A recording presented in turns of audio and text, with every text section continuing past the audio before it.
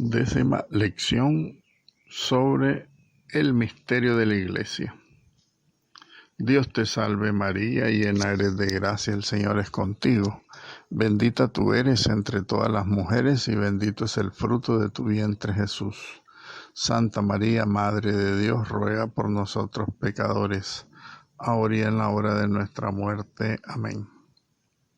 Bienvenidos todos hermanos a la lección número 10 sobre la eclesiología. Vamos a meditar en este día un tema básico de nuestra participación como bautizados en el misterio de la Iglesia, y es el tema titulado El sacerdocio común de los fieles y su relación con el sacerdocio ministerial.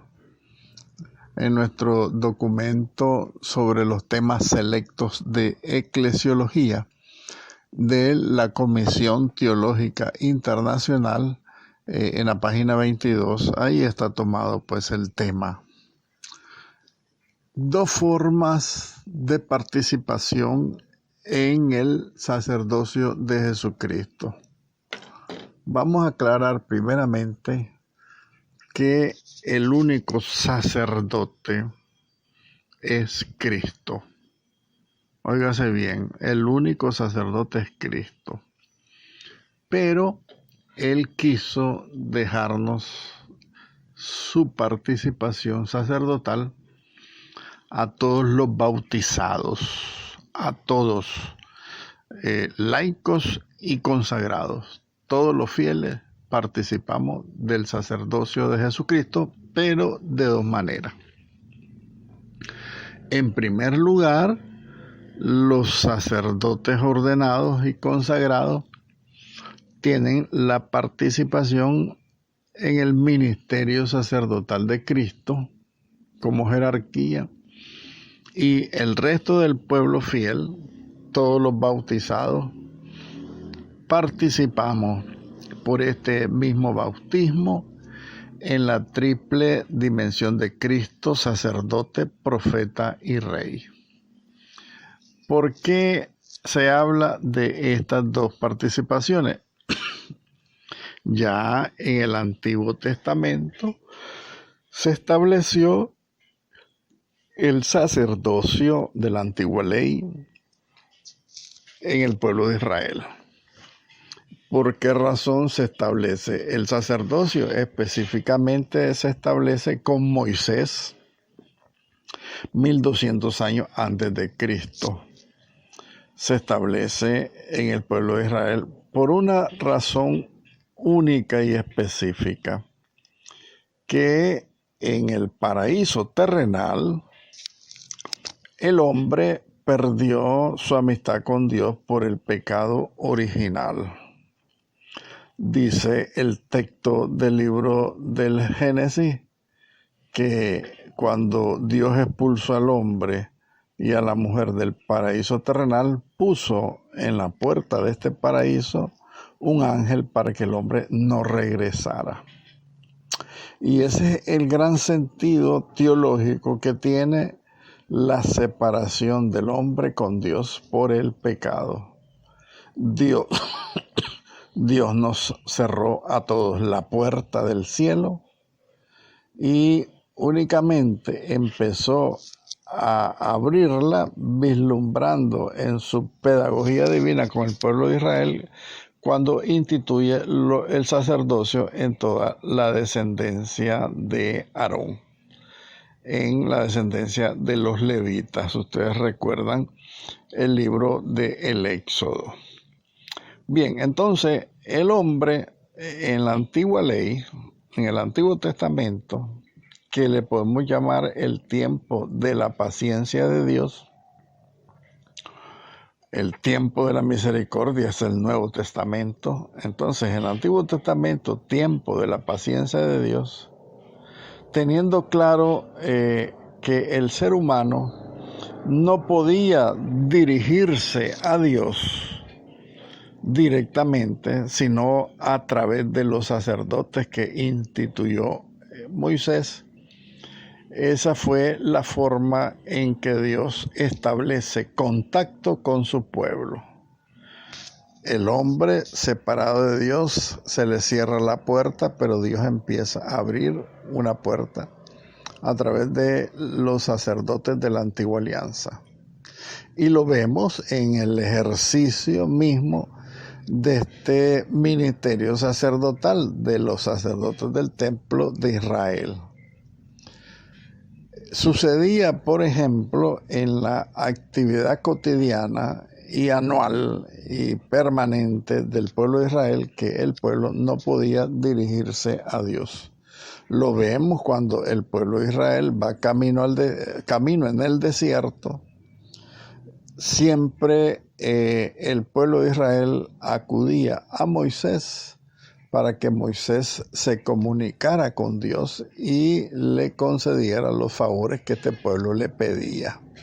Este pueblo que en su rebeldía pues disgustaba a Dios, entonces Dios le mandaba castigos incluso en ese periodo del desierto.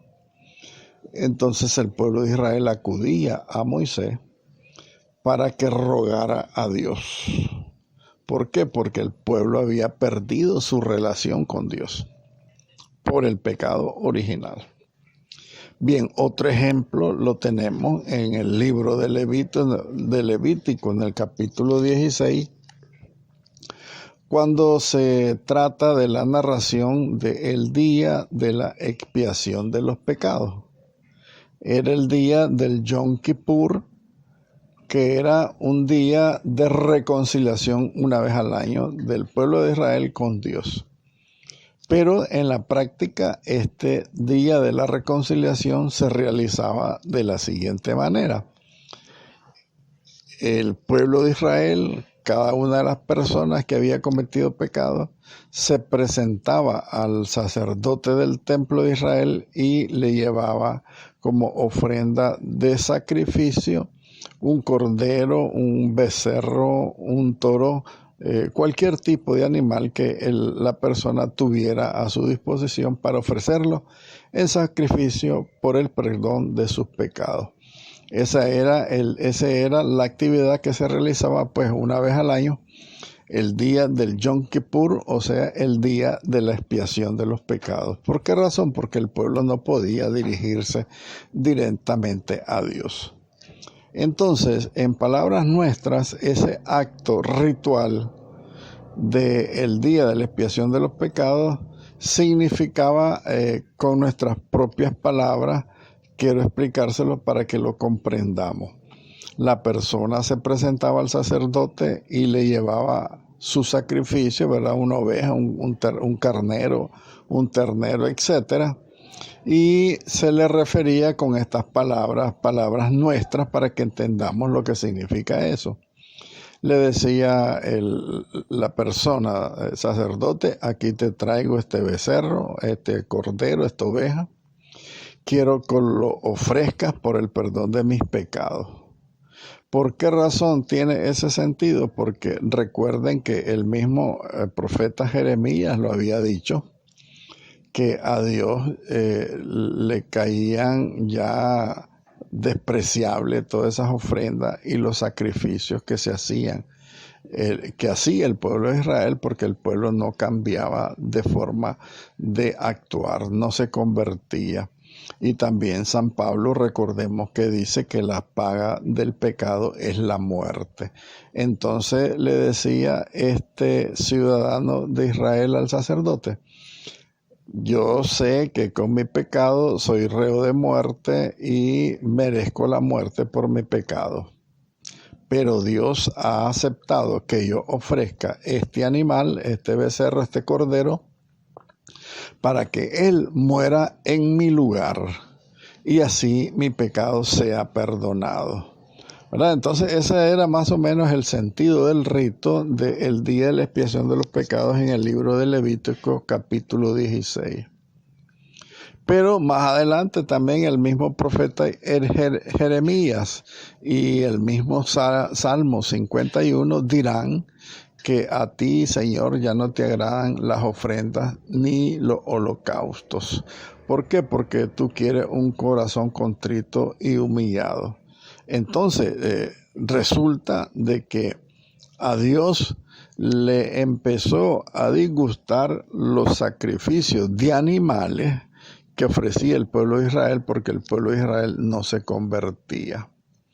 Por esta razón, la misión de Cristo tiene un gran sentido, según la carta a los Hebreos, que referirá en el capítulo 10, a partir del verso 5, el capítulo 10, versículo 5, donde Jesucristo está refiriéndose al Padre y le dice que me ha dado un cuerpo. O sea, Jesucristo ha sido engendrado con un cuerpo humano, se ha unido a la naturaleza divina, y por eso le dice Jesucristo en el libro entonces de los Hebreos a Dios: me diste un cuerpo y por eso vengo a hacer tu voluntad. O sea, hacer la voluntad para destruir la desobediencia del hombre en Adán y Eva. Entonces, la voluntad de Dios es esa, que Jesucristo se preste en su cuerpo humano para restituir y ocupar, fíjense bien, en primer lugar, ocupar el lugar de aquel sacrificio antiguo de los toros, de los corderos, de las ovejas y todo lo que se sacrificaba. Jesucristo tomará el lugar para restituir la ofensa hecha a Dios de una vez y para siempre, porque recordemos que el sacrificio de Jesucristo tiene la virtud de que es infinito y abarca y cubre la multitud de pecados de todos los hombres y satisface pues ante Dios la ofensa que le hemos hecho los hombres por el pecado de desobediencia a Dios Padre. Entonces, en ese sentido, la liturgia misma dirá que Cristo se convirtió por su sacrificio en sacerdote, víctima y altar. Nosotros lo hemos dicho en la liturgia y ese es el gran sentido y el primer ministerio que Jesucristo ejercerá con su pasión y su muerte y su resurrección.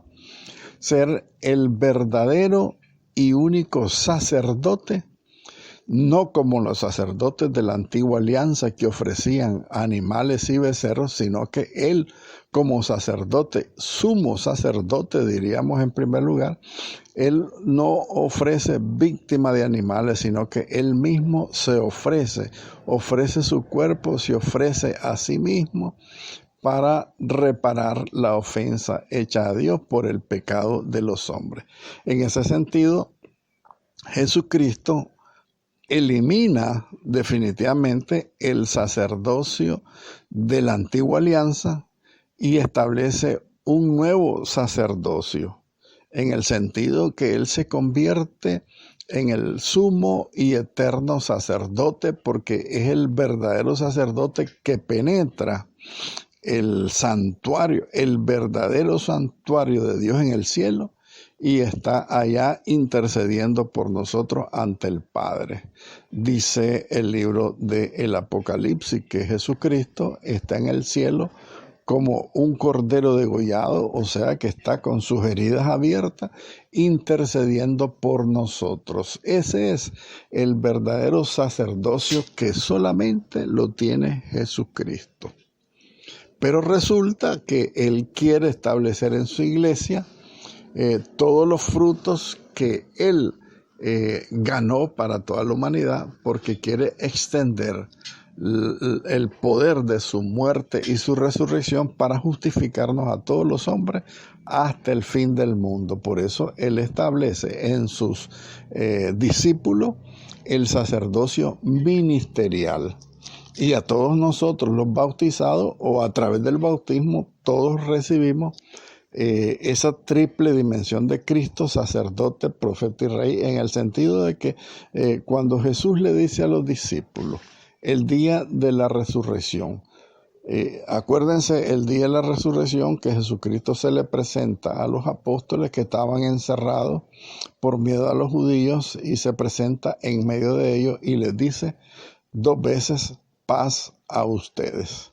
La primera paz significa que les está diciendo a los discípulos, alégrense, hermanos, ya con esta mi resurrección, con mi sacrificio, mi muerte y resurrección, ya están ustedes en paz con Dios.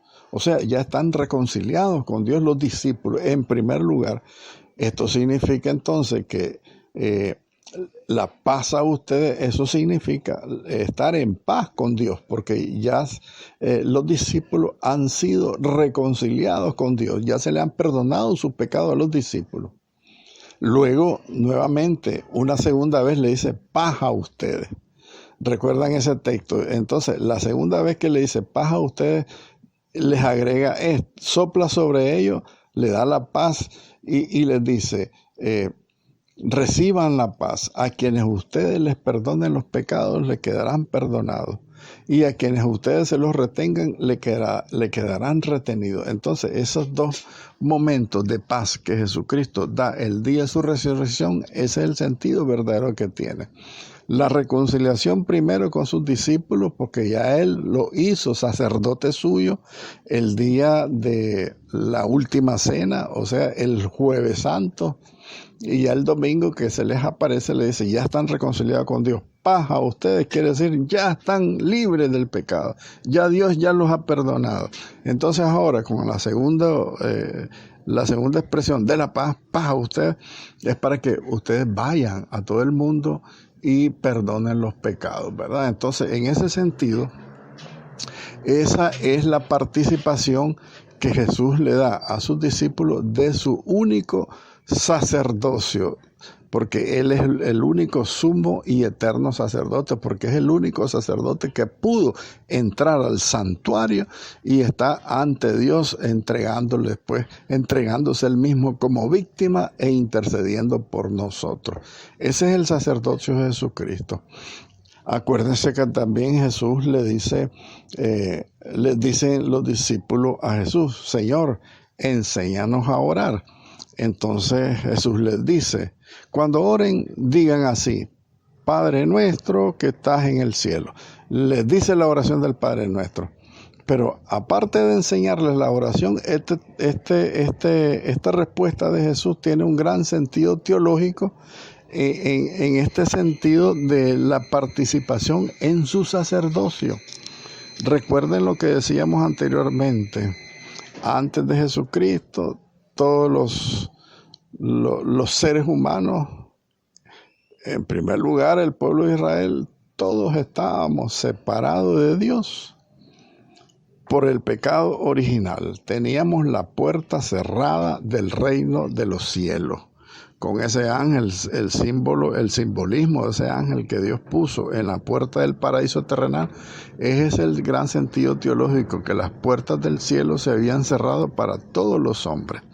Cuando Cristo la abre, cuando entra al santuario glorioso en su resurrección y se entrega al Padre como víctima de reconciliación por nosotros y ofrece su propio cuerpo en sacrificio e intercede por nosotros allá ante el santuario, el verdadero santuario de Dios, que no es hecho ni mano de hombre, dice San Pablo, está en el verdadero santuario. En ese sentido, Dios nos regresa con el sacrificio de Cristo, que es infinito, nos restablece aquella dignidad que teníamos en Adán y Eva antes del pecado original, ¿verdad? Que éramos hijos de Dios. Entonces nos restablece la filiación divina, nos hace nuevamente hijos de Dios por el bautismo. Por eso es que Jesús le dice a los discípulos, recen ahora diciendo, Padre nuestro. Esto significa que para nosotros Cristo abre la puerta del cielo,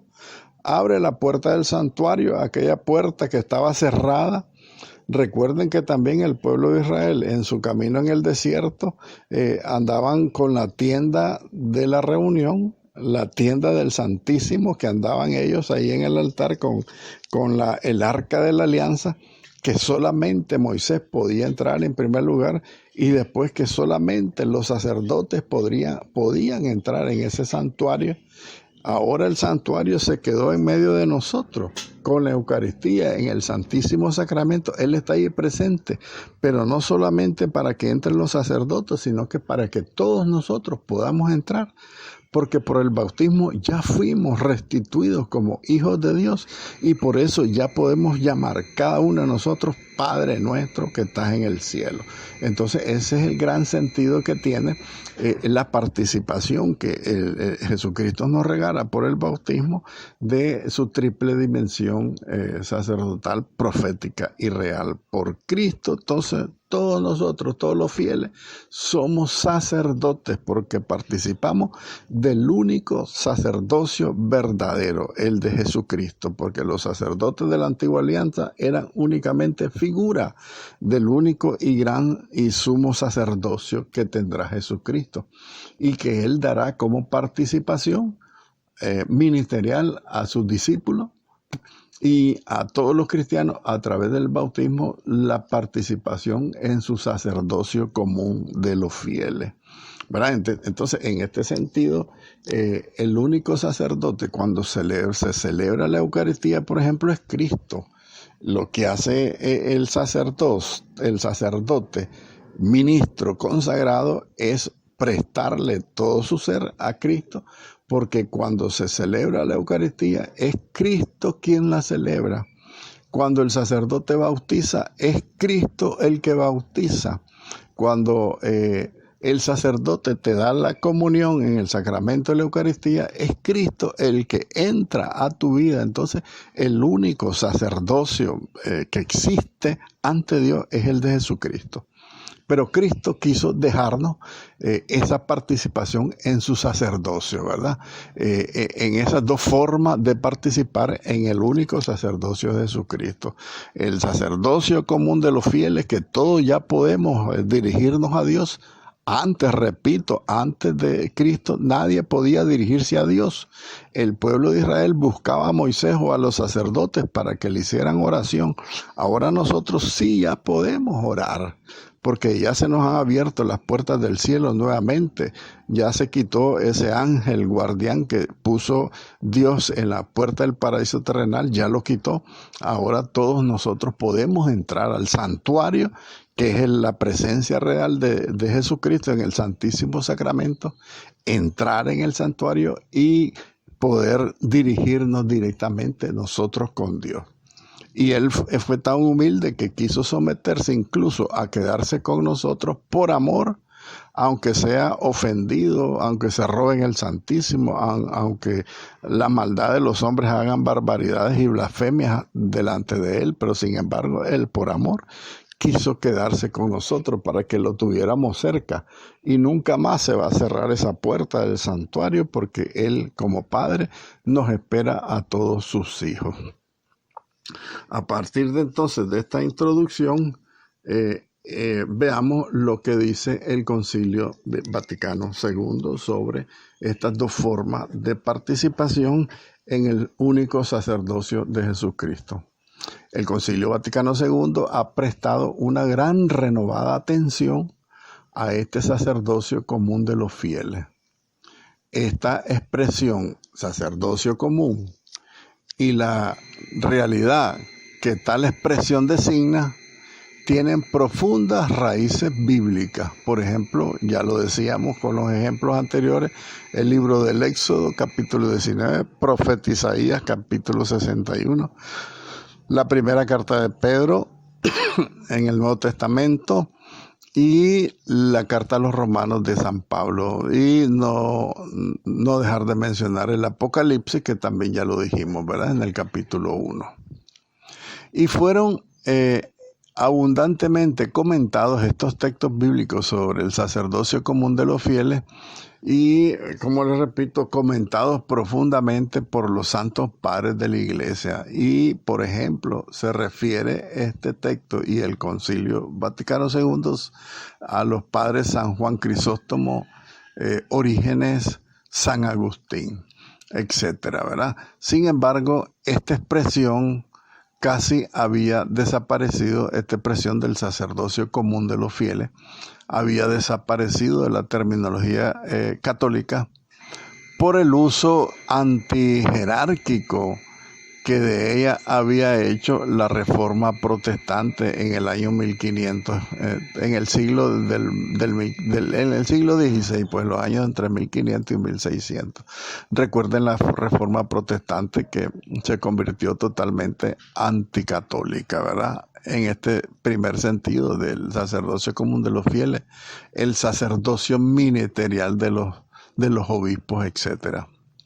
Pero conviene también recordar que el catecismo romano, que era el anterior catecismo que existía antes del catecismo de la Iglesia Católica del 1992, que nos dejara San Juan Pablo II, este catecismo romano también tenía expresiones sobre este elemento de los sacerdocios, ¿verdad?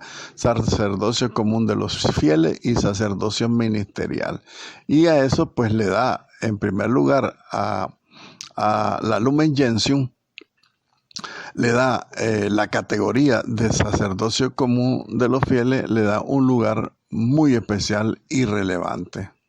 A veces este sacerdocio común de los fieles es referido a las personas estrictamente tales como los bautizados, ¿verdad? Sacerdocio común de los fieles es en referencia a los bautizados, ¿verdad? A veces el Lumen Gentium también lo refiere a la misma comunidad, ¿verdad?, de la iglesia en su conjunto, y la llama que es una comunidad sacerdotal. De hecho, toda la comunidad de la iglesia es sacerdotal porque se ejercen en la misma liturgia, se ejerce pues este ministerio sacerdotal.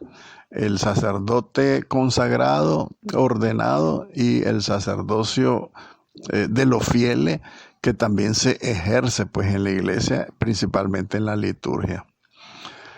Bien, por otra parte también el Concilio Vaticano II emplea esta expresión, el sacerdocio ministerial y el sacerdocio jerárquico. Aparte pues de la referencia que hace la misma Constitución del Vaticano del sacerdocio común de los fieles. Hay dos referencias y los distingue: sacerdocio común de los fieles y el sacerdocio ministerial o el sacerdocio jerárquico, del que dice el Vaticano que están dotados algunos, ¿verdad?, los obispos, los presbíteros, que en la iglesia desempeñan el ministerio sagrado para el bien de sus hermanos. Para eso es el objetivo del sacerdocio ministerial de los obispos y los sacerdotes, en bien de sus hermanos. Aunque esta denominación no aparezca directamente o explícitamente en el Nuevo Testamento, esta expresión, el sacerdocio ministerial o jerárquico, es usada constantemente y desde siempre en toda la historia de la iglesia por la tradición apostólica, porque ya lo vemos mencionado desde el siglo III, o sea, a partir del año 200 ya se empieza a escuchar ese sacerdocio ministerial o jerárquico. Por su parte, el Concilio Vaticano II lo utilizará habitualmente, el sacerdocio ministerial, ¿verdad?, en primer lugar, y después los documentos posteriores al Concilio Vaticano II, pues porque, por supuesto, todos los documentos posteriores al concilio hacen referencia toditos al Concilio Vaticano II. ¿Por qué? Porque el Concilio Vaticano II es un acontecimiento que marcó en la iglesia un antes y un después. Entonces, todo lo que se refiere posteriormente al concilio tiene que llevar la reseña del Vaticano II. Por eso, por esa razón, este Concilio Vaticano II pone en conexión el sacerdocio común de los fieles con el sacramento del bautismo. Recuerden lo dicho anteriormente: por el bautismo nosotros participamos de la triple dimensión de Cristo, sacerdote, profeta y rey. Y del mismo modo también en el concilio se indica que este sacerdocio implica para los fieles y tiene como finalidad que ofrezcan hostias espirituales por medio de todas las obras del hombre cristiano. Aquí valga la referencia a la carta de San Pablo a los romanos, ¿verdad? San Pablo lo dirá más concretamente, pues ofrezcan hostias espirituales por medio de las obras, de todas las obras de los hombres cristianos, ¿verdad? Porque de esa manera se demuestra que nosotros estamos haciendo uso de nuestro sacerdocio común de los fieles cuando nosotros nos ofrecemos a Dios de una manera viva, santa y agradable a Dios. San Pablo a los romanos lo ratifica, ¿verdad? Dice San Pablo en la carta a los romanos capítulo 12, valga la reafirmación de este texto de San Pablo. Les suplico, dice San Pablo, les suplico, hermanos, ofrézcanse ustedes mismos como ofrenda agradable a Dios. Y el único lugar para dar ofrenda agradable a Dios es la Eucaristía. Por eso dirá pues el Concilio Vaticano II que nosotros, por el sacerdocio común de los fieles, nosotros debemos ofrecernos como hostias vivas, santas y agradables a Dios. Porque si nosotros lo hacemos personalmente, solito, yo creo que no, algunas veces no le va a agradar a Dios nuestra ofrenda, pero si nosotros la unimos, nuestra ofrenda, a la ofrenda de Cristo, ¿y dónde está la ofrenda de Cristo? En la Eucaristía, porque Él una vez y para siempre se ofreció en el altar de la cruz, en el Calvario, para morir por nosotros, para la redención de los pecados, y fue la única oración que le agradó a Dios.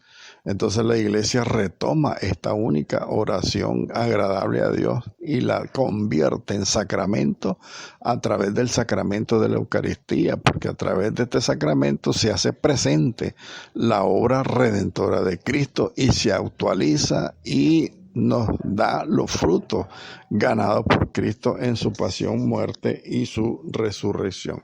Entonces, de esta manera, si nosotros aprendemos y entendemos que si nosotros no nos unimos a Cristo, nuestra ofrenda no va a ser ni santa ni agradable a Dios, pero si la unimos, vamos a tener la convicción, y la iglesia nos da la convicción de que nosotros, unidos a Cristo, sí que nuestra ofrenda va a ser agradable a Dios, dice San Pablo a los romanos.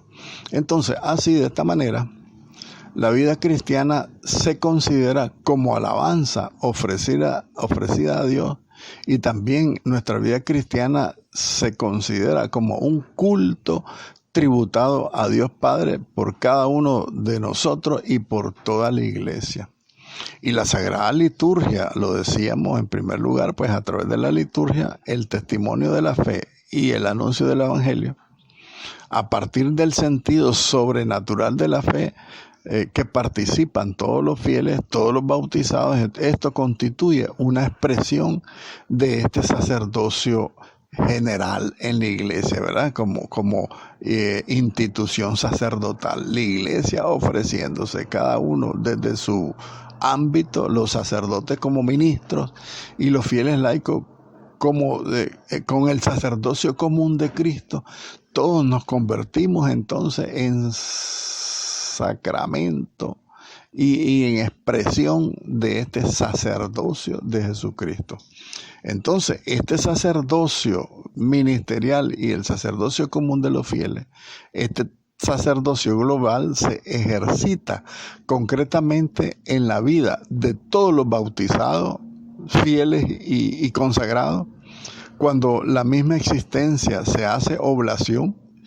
En primer lugar, entonces, cuando hay sufrimiento, quiere decir la palabra oblación, o sea, una entrega de sí mismo, un sufrimiento, y se inserta en el mismo misterio pascual de Cristo. Esto significa que los mismos sufrimientos que nosotros padecemos como bautizados forman parte del mismo ministerio, o el mismo misterio, más bien, del misterio pascual de Cristo, porque el misterio pascual de Cristo significa que los sufrimientos de Jesucristo son un misterio profundo, agradable a Dios. Entonces, de esa manera, con nuestro sufrimiento, nos unimos y nos insertamos a ese misterio pascual de Cristo. La iglesia celebra, por lo tanto, Cristo cabeza y todos nosotros, su cuerpo, celebramos el misterio pascual de Cristo. Todos somos sacrificados con Cristo en la liturgia. Entonces, por este lado, el sacerdocio común de los fieles, el sacerdocio común de todos los bautizados, manifiesta por su parte claramente la profunda unidad que existe entre el culto litúrgico y el culto espiritual y el culto concreto de la vida cotidiana. Nosotros sí nos ofrecemos en la Eucaristía. Te ofrezco este día, por ejemplo, decimos nosotros cuando nos consagramos en la Eucaristía, cuando renovamos nuestra consagración al corazón eucarístico de Jesucristo, cuando nos ponemos nosotros junto a Cristo en la patena y lo ofrecemos como sacrificio agradable a Dios. En ese sentido, ofrecemos toda nuestra vida. Entonces, nuestra vida cotidiana se hace Eucaristía. También, aparte del sentido litúrgico que le damos a la hora de la misa y el culto espiritual que le damos a Dios, porque unidos a Cristo, nosotros verdaderamente adoramos en espíritu y en verdad a este Dios uno y trino que espera de nosotros la glorificación con nuestra vida. Si nosotros vivimos como buenos cristianos, le estamos dando gloria a Dios. Por eso debemos subrayar también aquí que este sacerdocio común de los fieles no puede entenderse sino como participación del sacerdocio de Cristo. Tenemos que tenerlo claro. Nosotros participamos del sacerdocio de Jesucristo por el bautismo. Porque ninguna alabanza asciende al Padre a no ser por intercesión de Cristo, ¿verdad? Ya lo decíamos.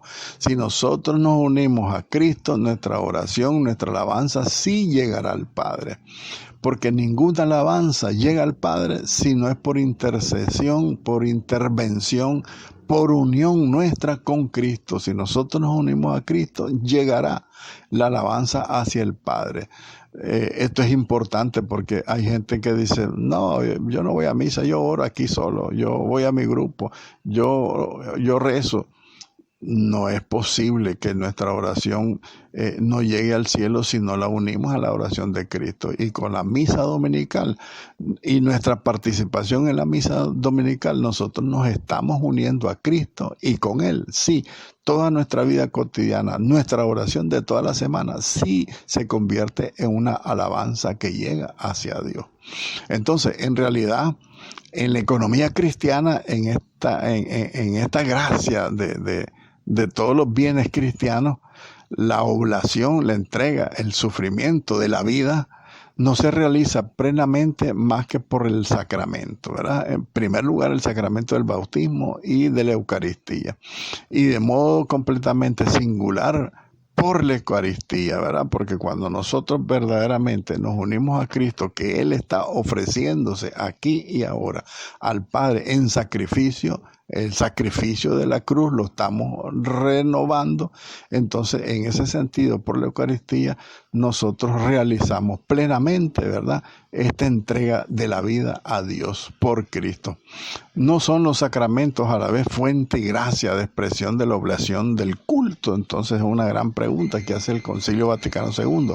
Y nuestra respuesta tiene que ser: los sacramentos son fuente de gracia y son expresión de nuestra entrega, de nuestro sufrimiento, de nuestra vida al amor de Dios, a Dios que nos espera, a Dios que está con nosotros, ¿verdad? Que vive con nosotros y que quiere que nosotros nos unamos al sacrificio de su Hijo, porque es la única manera que nosotros podemos entrar en el santuario junto con Cristo y adorar verdaderamente a Dios.